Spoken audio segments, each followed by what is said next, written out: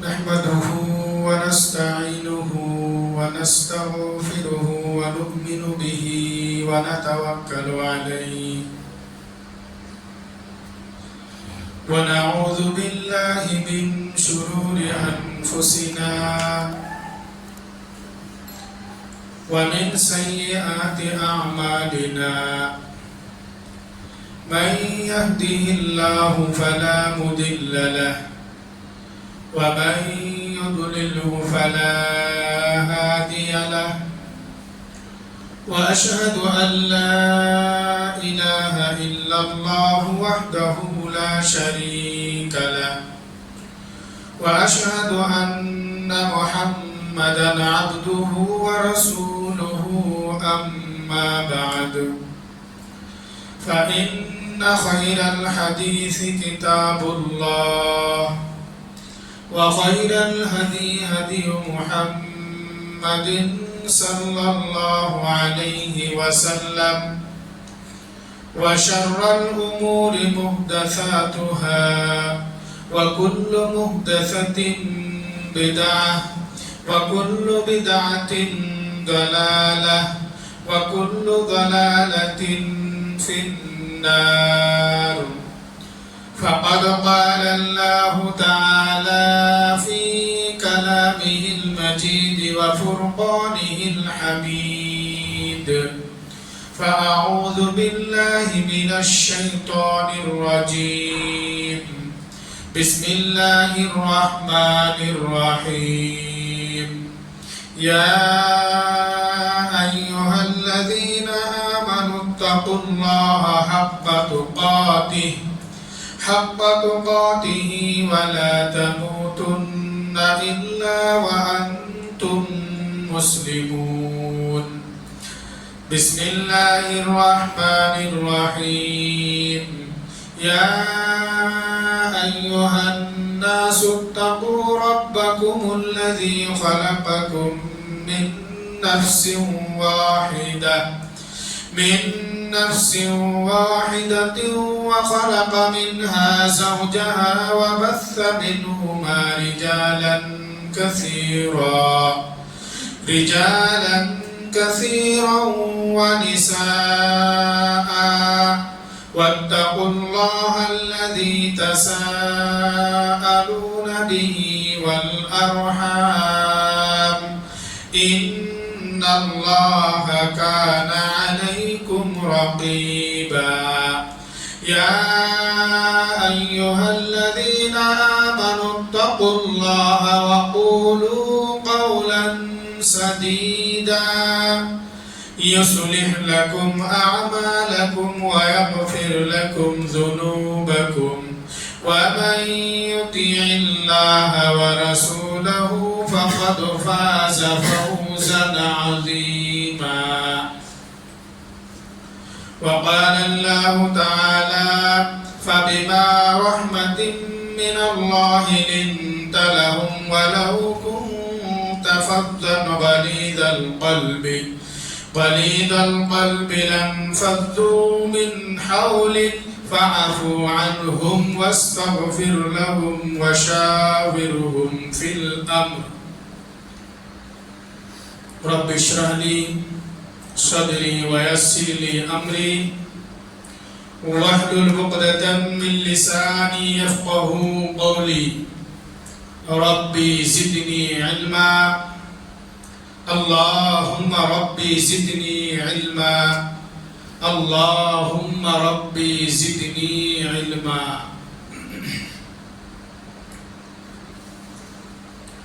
حاضرین جمعہ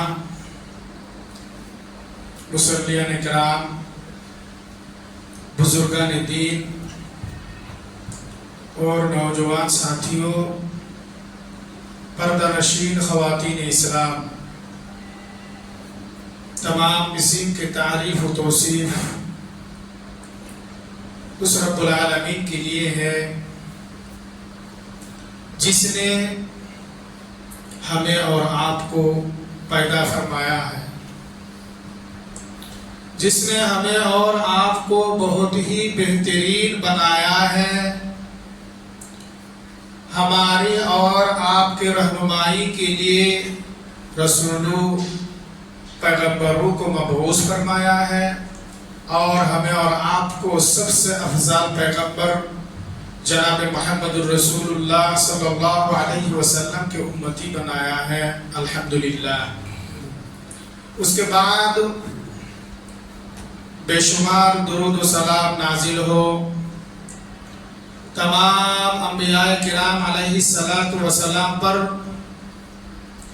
بالخصوص ہمارے اور آپ کے پیارے نبی جناب محمد الرسول اللہ صلی اللہ علیہ وسلم پر۔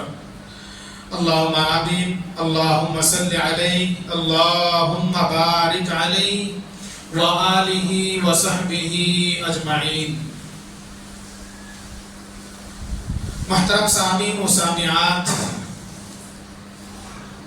میں نے اس سے پہلے جمعہ کے خطبہ میں آپ حضرت کے سامنے رسول اللہ صلی اللہ علیہ وسلم کے اعلیٰ اخلاق و کردار کے بارے میں ذکر کیا تھا کہ آپ صلی اللہ علیہ وسلم بہت ہی اعلیٰ اخلاق کے مالک تھے۔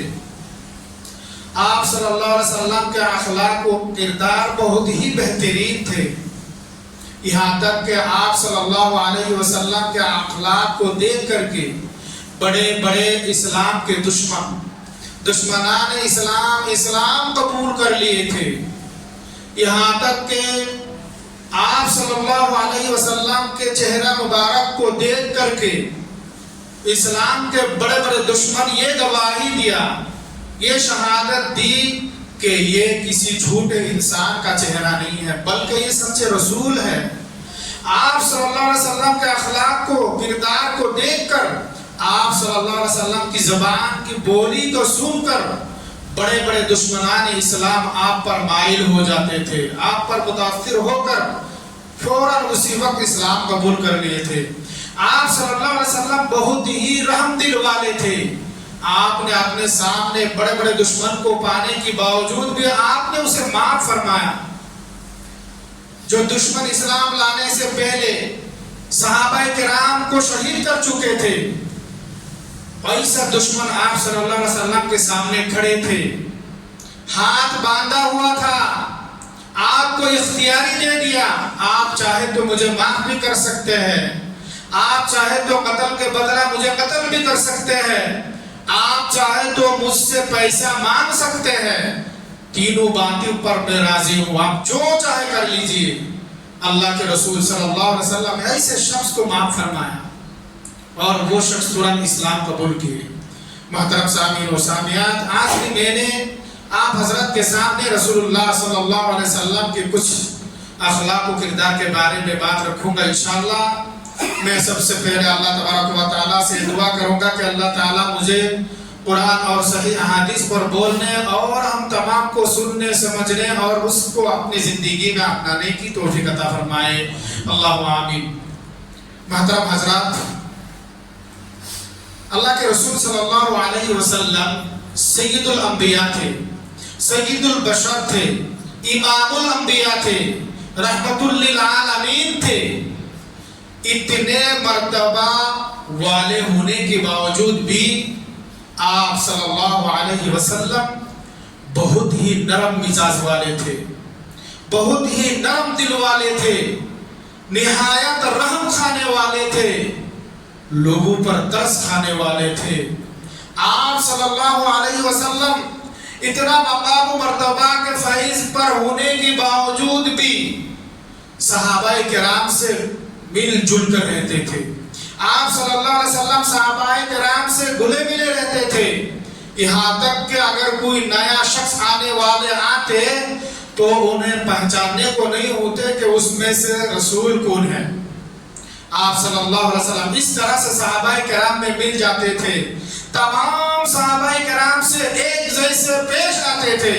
صحابہ کرام شک کر بیٹھے تھے کہ ہم میں سے آپ صلی اللہ علیہ وسلم نے کس کو سب سے زیادہ محبت کرتے ہیں، کس کو سب سے زیادہ چاہتے ہیں۔ ہر صحابی یہ سوچتے تھے کہ اللہ کے رسول صلی اللہ علیہ وسلم ہمیں سب سے زیادہ چاہتے ہیں، مجھ سے سب سے زیادہ محبت کرتے ہیں۔ یعنی اللہ کے رسول صلی اللہ علیہ وسلم سب کے ساتھ برابر پیش آتے تھے، چاہے وہ غریب ہو، چاہے وہ مالدار ہو، چاہے چھوٹے ہو، چاہے بڑے ہو، اللہ کے رسول صلی اللہ علیہ وسلم سب کے ساتھ برابر کے حساب سے پیش آیا کرتے تھے۔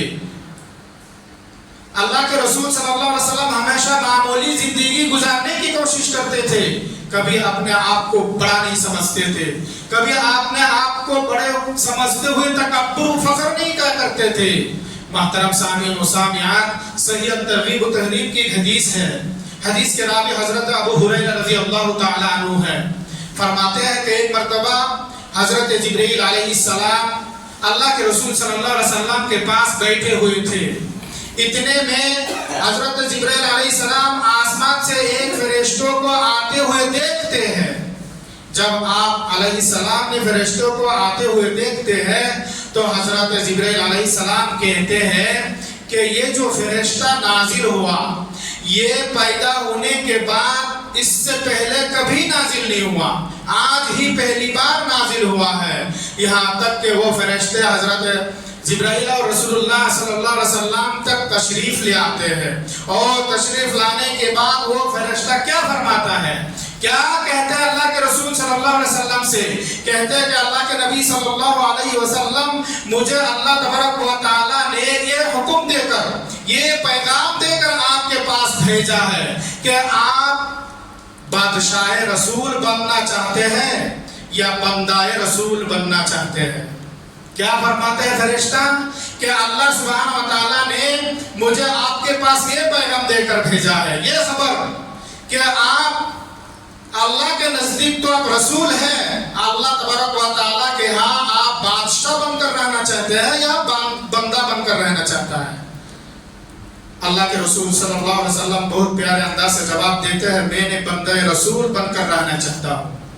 یعنی اللہ تبارک و تعالیٰ نے آپ صلی اللہ علیہ وسلم کو اختیار دیا تھا کہ آپ بادشاہ بننا چاہتے ہیں یا آپ ایک انسان کے طور پر رسول ہونے کے باوجود اللہ کے ایک بندہ، معمولی بندہ بن کر رہنا چاہتے ہیں۔ اللہ کے رسول صلی اللہ علیہ وسلم نے معمولی کو چن لیے ہیں، آپ صلی اللہ علیہ وسلم نے رسول ہونے کے بعد اللہ کے ایک بندہ بن کر رہنا چاہتے ہیں۔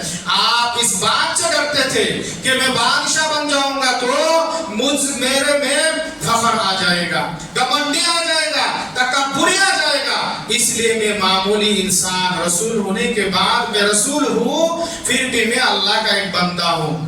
اللہ کے رسول صلی اللہ علیہ وسلم نے یہ چن لیا ہے۔ آپ صلی اللہ علیہ وسلم تو بادشاہ ہی تھے، سارے دنیا والے کے لیے رحمت تھے، اللہ تبارک و تعالیٰ نے آپ کو رحمت بنا کر بھیجا ہے۔ آپ صلی اللہ علیہ وسلم پھر بھی کبھی فخر نہیں کرتے تھے، گھمنڈی نہیں کرتے تھے، یہاں تک کہ آپ صلی اللہ علیہ وسلم فرماتے ہیں کہ کل قیامت کے دن میرے ہاتھ میں اسلام کا جھنڈا ہوگا، حق کا جھنڈا میرے ہاتھ پر ہوگا، اور میں سب سے پہلے قبر سے اٹھوں گا، سب سے پہلے میں جنت میں داخل ہوں گا، پھر بھی میرے اندر ذرہ برابر فخر نہیں ہوگا۔ میرے بھائیوں اور دوستوں، میرے ماں اور بہنوں، اللہ کے رسول صلی اللہ علیہ وسلم سب بہت ہی سادے سیدھے رہتے تھے۔ آپ صلی اللہ علیہ وسلم سب کے ساتھ مل جل کر رہتے تھے، جیسا کہ صحیح بخاری کے ترمذی کی ایک حدیث ہے۔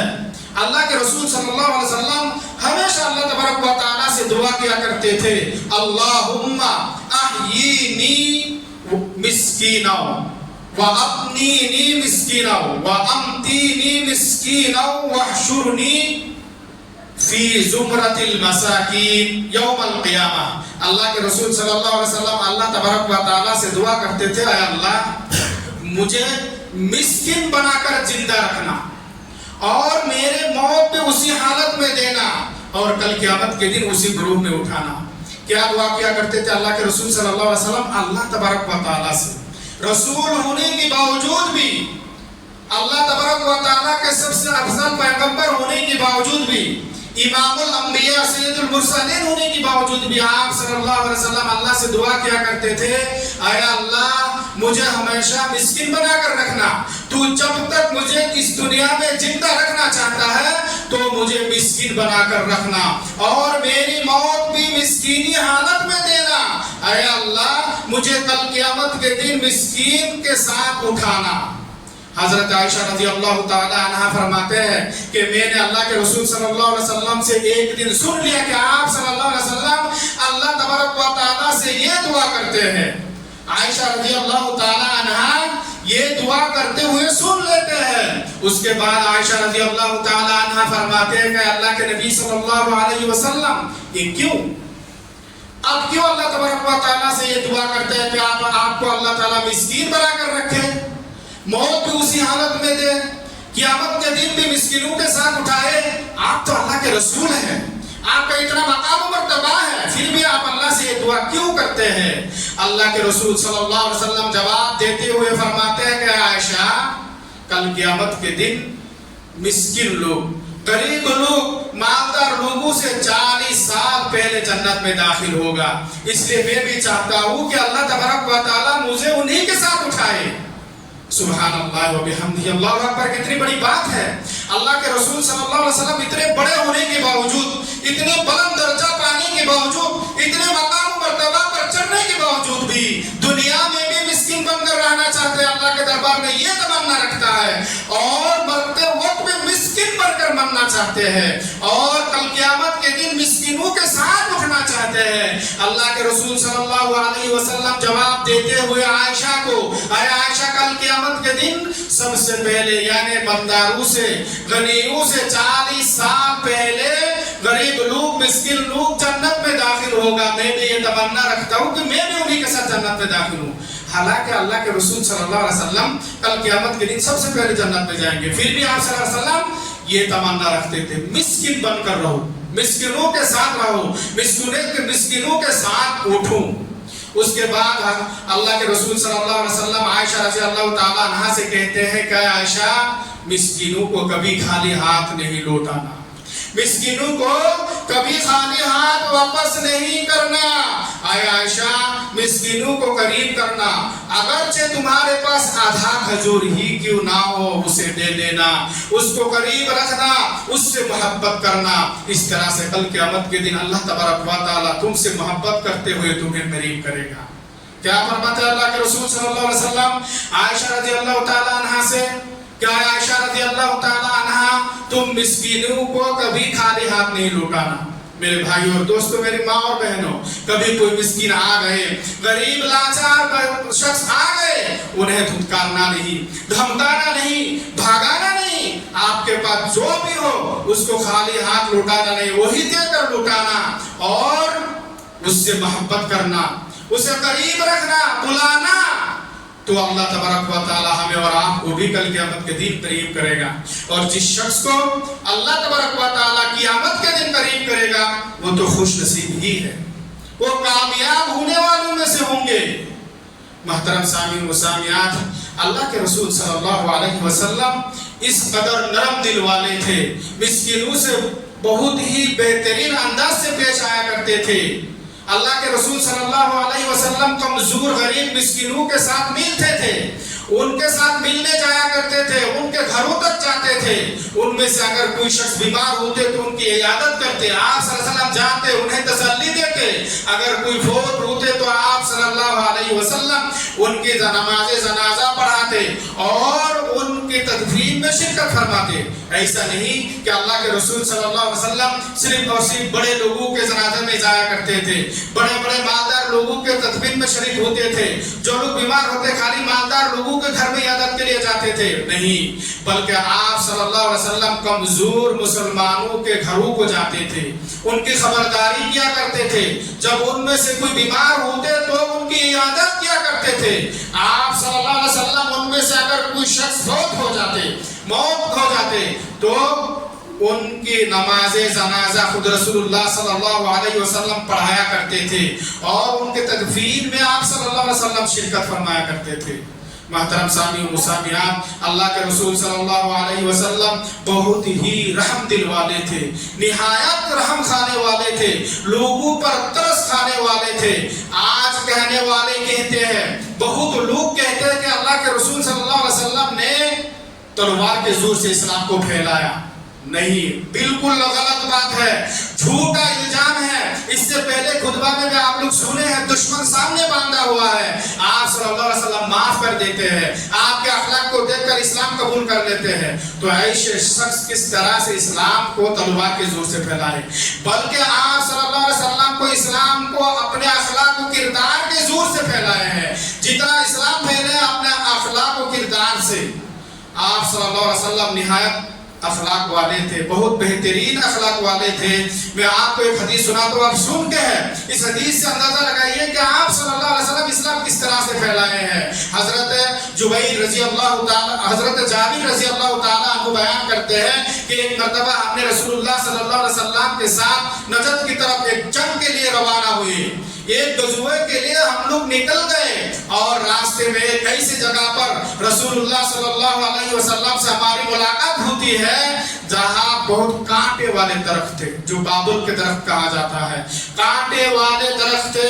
اللہ کے رسول صلی اللہ علیہ وسلم وہاں آرام فرمانے کے لیے اپنے سواری سے اترے اور ایک درخت کو چن لیا، اس درخت کے نیچے اپنے تلوار کو اس درخت پر لٹکا کر آپ بیٹھ گئے، آرام فرمانے لگے۔ باقی صحابہ کرام درخت تلاشنے لگے، جن کو جہاں درخت ملا وہیں پہ آرام کرنا شروع کر دیے۔ اللہ کے رسول صلی اللہ علیہ وسلم اکیلے ہو گئے، تنہا وہاں بیٹھ گئے۔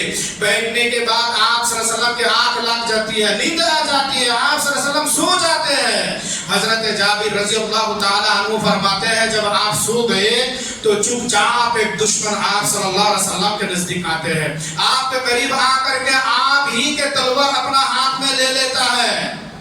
جب وہ تلوار لے کر آپ صلی اللہ علیہ وسلم کے سر کے سامنے کھڑے ہو جاتا ہے تو اللہ کے مرضی سے آپ صلی اللہ علیہ وسلم کی آنکھ کھل جاتی ہے، آپ صلی اللہ علیہ وسلم بیدار ہو جاتے ہیں، جاگ جاتے ہیں۔ جاگنے کے بعد آپ صلی اللہ علیہ وسلم دیکھتے ہیں کہ سامنے ننگا تلوار لے کر کے دشمن کھڑے ہیں، اور دشمن کہتے ہیں کہ اے محمد صلی اللہ علیہ وسلم بتا آج تجھے میرے ہاتھ سے کون بچائے گا؟ بہت بڑی بات ہے، دشمن کھلے تلوار لے کر سامنے کھڑے ہیں، آپ صلی اللہ علیہ وسلم خالی ہاتھ بیٹھے ہیں، کہتا ہے کہ اے محمد صلی اللہ علیہ وسلم آج میرے ہاتھ سے تمہیں کون بچائے گا؟ اللہ کے رسول صلی اللہ علیہ وسلم اللہ تبارک و تعالیٰ پر توکل کرنے والے ہیں، بھروسہ کرنے والے ہیں۔ آپ کہتے ہیں کہ میرا رب بچائے گا، میرا اللہ مجھے بچائے گا۔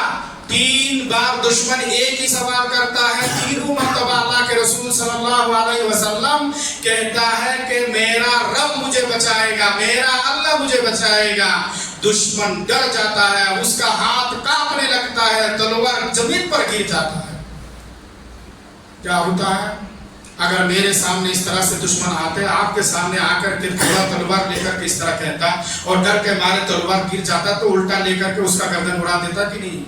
اللہ کے رسول صلی اللہ علیہ وسلم اسے معاف کر دیتا ہے۔ آپ صلی اللہ علیہ وسلم اسے کچھ نہیں کہتے ہیں بلکہ اسے معاف کر دیتے ہیں۔ حضرت جابر رضی اللہ تعالیٰ عنہ کہتے ہیں ہم صحابہ کرام دوڑتے ہوئے اللہ کے رسول صلی اللہ علیہ وسلم کی خدمت میں حاضر ہوتے ہیں، اللہ کے رسول صلی اللہ علیہ وسلم ہمیں سناتے ہیں دیکھو یہ شخص دشمن ہے اور مجھے مارنے کے لیے میرے تلوار لے کر ہی میرے سامنے کھڑے ہو گئے، لیکن پھر بھی اللہ کے رسول صلی اللہ علیہ وسلم اس شخص کو معاف کر دیا، وہ شخص راہ نہیں پایا بلکہ اسلام قبول کر لیا۔ تو اللہ کے رسول صلی اللہ علیہ وسلم نے تلوار کے زور سے کس طرح سے اسلام قبول کرائے، کس طرح سے اسلام کو پھیلائے۔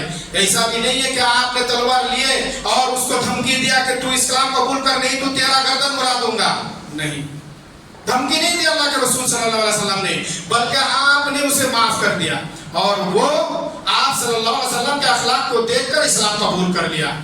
تو جو لوگ کہتے ہیں کہ اللہ کے رسول صلی اللہ علیہ وسلم نے صحابہ کرام نے تلوار کے زور سے اسلام کو پھیلایا، چھوٹا ہے، ان کو اس روایت پر سوچنا چاہیے، فکر کرنا چاہیے۔ حضرت انس رضی اللہ تعالیٰ عنہ گواہی دیتے ہیں کہ اللہ کے رسول صلی اللہ علیہ وسلم کبھی بھی کسی کو برا بھلا نہیں کہتے تھے، کبھی کسی کو دھمکاتے نہیں تھے، کسی کو مارتے نہیں تھے اپنے ہاتھ سے، کسی کو ڈانٹتے نہیں تھے، بلکہ جب آپ جہاد کے میدان میں رہتے تو یعنی وہاں اللہ تبارک و تعالیٰ کے حکم کے مطابق اگر آپ کسی کو مارنا ہوتا تو مارتے۔ حضرت انس رضی اللہ تعالیٰ عنہ کی کئی شہادت ہے۔ حضرت انس رضی اللہ تعالیٰ عنہ کہتے ہیں میں نے 10 سال رسول اللہ صلی اللہ علیہ وسلم کی خدمت کی، کبھی بھی رسول اللہ صلی اللہ علیہ وسلم نے مجھے برا بھلا نہیں کہا، کبھی مجھے نہیں دھمکایا، نہیں ڈانٹے، کبھی اگر مجھ سے کوئی غلطی ہوتی آپ صلی اللہ علیہ وسلم مجھے معاف کرتے تھے، اگر گھر والوں میں سے کوئی مجھے کچھ کہتے اللہ کے رسول صلی اللہ علیہ وسلم فرماتے اللہ کے لیے اسے چھوڑ دو، کیونکہ جو اللہ تعالیٰ کی طرف سے فیصلہ ہو گیا وہ ہو کر رہے گا۔ اللہ کے رسول صلی اللہ علیہ وسلم معاف کر دیتے۔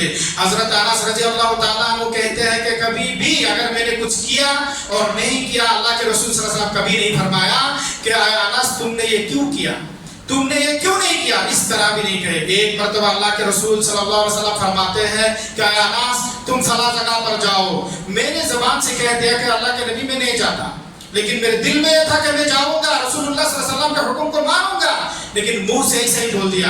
لیکن اس کے بعد میں نے گیا، جب میں نے جا رہا تھا تو ایک بازار سے میرا گزار ہوا، دیکھتا ہوں کہ کچھ بچے وہاں کھیل رہا ہے، کود رہا ہے، میں بھی ان کے ساتھ کھیل میں شامل ہو گیا۔ اس کے بعد بہت دیر کے بعد پیچھے سے اللہ کے رسول صلی اللہ علیہ وسلم آتے ہیں اور میرا گردن پکڑ لیتا ہے، میں موڑتا ہوں تو دیکھتا ہوں اللہ کے رسول صلی اللہ علیہ وسلم ہنس رہے ہیں، مسکراتے ہوئے مجھے کہتے ہیں کہ اے پیارے بچے تو وہاں نہیں گیا جہاں میں نے بھیجا تھا؟ میں نے کہا نہیں اللہ کے رسول صلی اللہ علیہ وسلم میں ابھی جاتا ہوں۔ اللہ کے رسول صلی اللہ علیہ وسلم مسکراتے ہوئے چلے جاتے ہیں، مجھے کچھ نہیں کہتے ہیں۔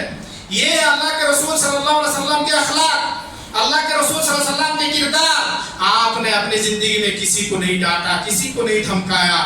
حضرت ابو ہریرہ رضی اللہ تعالیٰ عنہ فرماتے ہیں کہ مسجد میں ایک شخص آتے ہیں اور آنے کے بعد مسجد کے کنارے میں بیٹھ کر پیشاب کرنا شروع کر دیتے ہیں۔ جب وہ پیشاب کرتا ہے تو صحابہ کرام اس کے طرف بڑھتے ہیں، اسے مارنے کے لیے، دھمکانے کے لیے، ڈانٹنے کے لیے۔ اللہ کے رسول صلی اللہ علیہ وسلم فرماتے ہیں کہ رک جاؤ، ٹھہر جاؤ، اسے پیشاب کرنے دو، آرام کے ساتھ پیشاب کرنے دو، اسے روکو مت، مارو مت۔ پیشاب آرام سے کیا۔ اللہ کے رسول صلی اللہ علیہ وسلم اسے بلاتے ہیں، پکار کر کہتے ہیں یہ مسجد ہے، یہ اللہ کا گھر ہے، یہ پیشاب کرنے کے لیے نہیں، گندگی پھیلانے کے لیے نہیں، بلکہ یہ اللہ کی عبادت و بندگی کرنے کے لیے بنائی گئی ہے۔ یہاں تسبیح و تحلیل کرنے کے لیے بنائی گئی ہے، اللہ کا ذکر و اذکار کرنے کے لیے بنائی گئی ہے، یہاں قرآن تلاوت کرنے کے لیے تعمیر کی گئی ہے۔ اللہ کے رسول صلی اللہ علیہ وسلم اسے معاف کر دیتے ہیں، اسے بھیج دیتے ہیں۔ صحابہ کرام کو کہتے ہیں اسے ڈانٹنا نہیں، رکنا نہیں، اگر تم بیچ میں اسے دھمکاؤ گے ہو سکتا ہے اس کا پیشاب اٹک جائے گا اور وہ بیمار پڑ جائے گا، اس لیے آرام سے پیشاب کرنے دو۔ اس کے بعد اللہ کے رسول صلی اللہ علیہ وسلم ایک ڈول پانی منگا کر اس کے اوپر بہا دیتے ہیں۔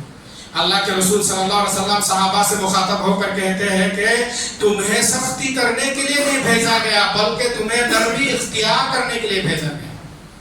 اللہ کے رسول صلی اللہ علیہ وسلم کبھی کسی پر سختی نہیں کرتے تھے۔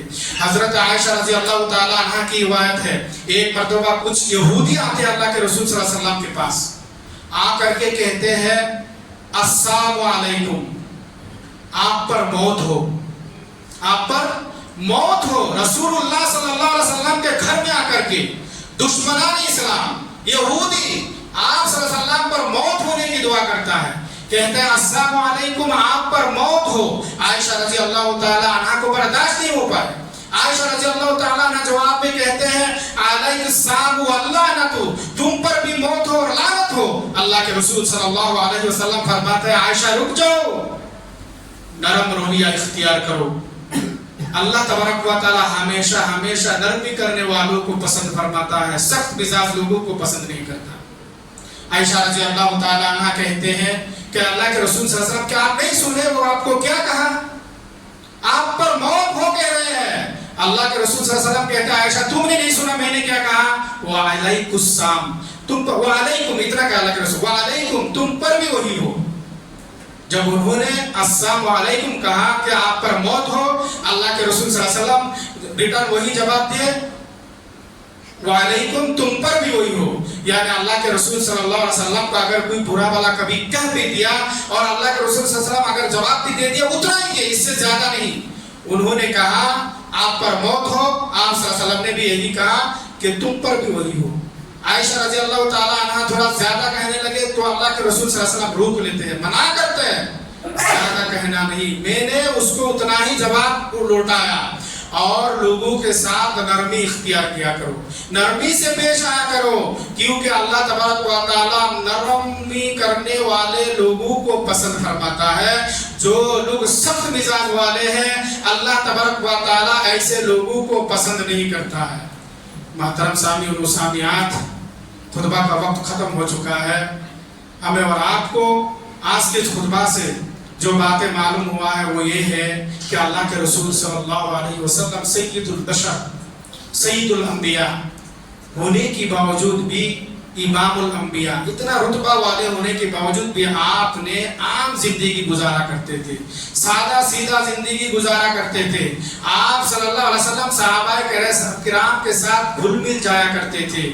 آپ صلی اللہ علیہ وسلم سے جب بھی کوئی بھی شخص کسی بھی حالت میں کسی بھی وقت جب چاہتے جہاں چاہتے مل سکتے۔ اللہ کے رسول صلی اللہ علیہ وسلم کے پاس ملنے کے لیے کسی شخص کے ذریعہ جانے کی ضرورت نہیں تھی۔ آج جیسا ہمیں بڑے لوگوں کے ساتھ ملنا، منتریوں کے ساتھ ملنے سے کچھ وکیل پکڑنا، کہیں جانا، لکھنا، دستخط کرنا کیا بھی نہیں۔ اللہ کے رسول صلی اللہ علیہ وسلم کے ساتھ ایک پاگل آدمی بھی آ کر کے مل جاتے تھے۔ کہا جاتا ہے ایک دیہات سے ایک عورت آتی تھی جس کی دماغی حالت صحیح نہیں تھی، کبھی بھی آ جاتے اللہ کے رسول صلی اللہ علیہ وسلم کے پاس چلے جاتے۔ آپ صلی اللہ علیہ وسلم کو صحابہ کرام کے بیچ میں سے ہاتھ پکڑ کر لے کر کہیں چلے جاتے تھے بات کرنے کے لیے، آپ صلی اللہ علیہ وسلم چلے جاتے تھے۔ یعنی کوئی بھی شخص جب چاہتے جہاں چاہتے جیسے چاہتے آپ سے مل سکتے تھے۔ اس طرح سے ہمیں اور آپ کو یہ بھی معلوم ہوا ہے کہ اللہ کے رسول صلی اللہ علیہ وسلم بہت ہی رحم دل والے تھے۔ آپ صلی اللہ علیہ وسلم مسکینوں کے ساتھ رہنا پسند کرتے تھے، مسکین بن کر رہنا پسند کرتے تھے، مسکین بن کر مرنا پسند کرتے تھے، کل قیامت کے دن مسکینوں کے ساتھ اٹھنا بھی پسند فرمایا کرتے تھے۔ اسی طرح سے ہمیں اور آپ کو یہ بھی معلوم ہوا کہ اللہ کے رسول صلی اللہ علیہ وسلم ہر شخص کو ملنے کے لیے جاتے تھے، غریب مسلمانوں کے گھر میں جاتے، بیمار ہونے سے بیمار پروسی کرنے جاتے، مرنے کے بعد ان کے نماز جنازہ پڑھاتے اور تدفین میں بھی شریک ہوا کرتے تھے۔ اسی طرح سے ہمیں یہ بھی سنا کہ اللہ کے رسول صلی اللہ علیہ وسلم کسی کو کبھی دھمکائے نہیں، ڈانٹے نہیں، زور سے بات نہیں کرے، بلکہ مسجد میں آ کر پیشاب کر رہے ہیں انہیں بہترین انداز سے سمجھاتے ہیں، دھمکائے نہیں، ڈانٹے نہیں، زور سے بات نہیں کرے، مارے نہیں۔ کبھی اللہ کے رسول صلی اللہ علیہ وسلم کسی پر ہاتھ نہیں اٹھائے، کسی کو مارے نہیں، کسی کو زور زور سے بات کر کے دکھ نہیں دی۔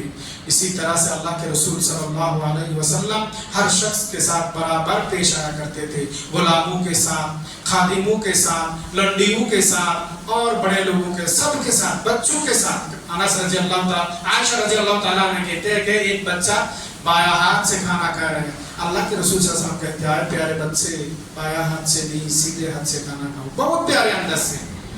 خلاصہ کلمہ یہ ہے کہ اللہ کے رسول صلی اللہ علیہ وسلم بہت ہی نرم مزاج والے تھے، نہایت رحم دل والے تھے، لوگوں پر ترس کھانے والے تھے۔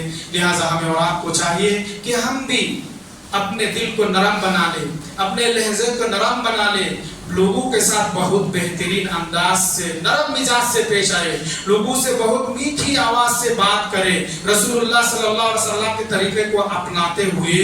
اللہ تبارک و تعالیٰ سے دعا ہے کہ اللہ ہم تمام کو خطبے میں کہی گئی باتوں پر عمل کرنے کی توفیق عطا فرما۔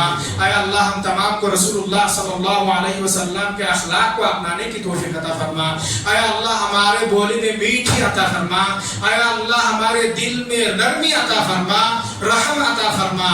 اے اللہ ہمیں تمام لوگوں کے ساتھ بہترین انداز سے پیش آنے کی توفیق عطا فرما۔ اے اللہ ہم تمام کو زیادہ سے زیادہ نیک عمل کرنے کی توفیق عطا فرما۔ اے اللہ ہم تمام کو پکا اور سچا نمازی بنا دے، ہمارے نیک عمل کو قبول فرما۔ اے اللہ ہمیں گناہوں سے بچنے کی توفیق عطا فرما، ہم سے جو گناہ ہو چکا ہے اللہ اسے معاف فرما۔ اے اللہ ہم تمام کو شیطان کے وسوسے سے محفوظ فرما۔ اے اللہ ہمیں ہر قسم کے بالا اور مصیبت سے پریشانی سے محفوظ فرما۔ اے اللہ ہم میں سے جو بیمار ہے انہیں جلد سے جلد شفا کاملہ عاجلہ عطا فرما۔ اے اللہ ہم تمام کو حلال روزی کمانے کی توفیق عطا فرما، روزی روٹی میں خیر و برکت عطا فرما۔ اے اللہ ہمارے حلال روزی میں سے تیرے راہ میں خرچ کرنے کی توفیق عطا فرما۔ اے اللہ ہم میں سے جو لوگ گزار چکے ہیں قبر کی زندگی میں ہے ان کی قبر کے عذاب معاف فرما۔ اللہم آمین یا رب العالمین۔ بارک اللہ لنا ولکم فی القرآن العظیم ونفعنا وإیاکم بالآیات